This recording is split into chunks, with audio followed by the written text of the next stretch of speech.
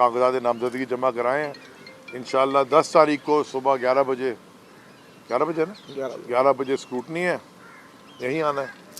और आज वैसे भी जो इलेक्शन कमीशन जो लाहौर हाई कोर्ट का फ़ैसला आया है, उसके बाद हमारी पार्टी का क्या मौक़िफ़ होगा वो आज कल की मीटिंग में फिर आपको पता चल जाएगा कि करना क्या जा रहा है।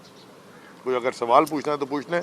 इलेक्शन में कल मैं ये बता दूं आपको कराची के हवाले से कि कल मैं और हमारे साथी कराची के सदर बिलाल गफ़ार, हमारे वकला, हमारे कैंडिडेट्स, कल हम गए थे इस्लामाबाद। बल्दियाती इलेक्शन में जो इलेक्शन कमीशन के सामने हमने रखी जो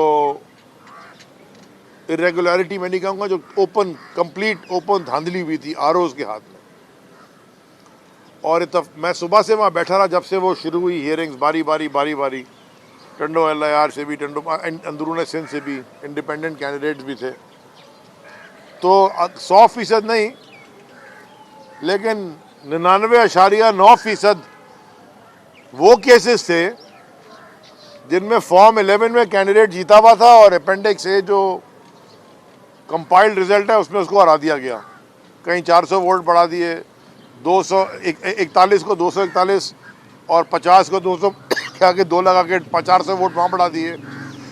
कहीं एक डंडा लगा के 10 को 110 कर दिया, 1000 बना दिया कहीं पे। अच्छा, एक तो ये बड़े बहुत सारे के सारे ये थे, बहुत सारे वो भी थे, बहुत सारे नहीं, कुछ ऐसे भी थे जिनके ऊपर आज नोटिस लिया गया है और वो हियरिंग भी होगी और अभी हो रही होगी, जिसमें 700 वोट रिजेक्ट करके 123 वोट से किसी को जिता दिया, 40 वोट रिजेक्ट करके 9 वोट से जिता दिया। और इत्तफाकन अच्छा इत्तफाक है, इत्तफाकन ये हुआ कि वो हमेशा पीपल्स पार्टी के फेवर में हुआ। तो कल जमात इस्लामी भी वहाँ थी, उनकी भी 6-7 यूनियन काउंसिल्स थी, वो भी यही केस प्लीड कर रहे थे। हमारे भी कैंडिडेट यही केस प्लीड कर रहे थे। आज इलेक्शन कमीशन ने हियरिंग शुरू की है, आज भी कर रहे हैं, 16 को भी, 22 को भी। तो हम उम्मीद रखते हैं कि ब्लैक एंड वाइट डॉक्यूमेंट्स जो हैं, साफ़ सुथरे, जहाँ पे नज़र आ रही है कि खुली धांधली आरोज़ ने की है और जहाँ प्रिसाइडिंग ऑफिसर नहीं संभला इनसे, तो उन्होंने रिटर्निंग ऑफिसर को मिला के रिज़ल्ट चेंज कर दिए।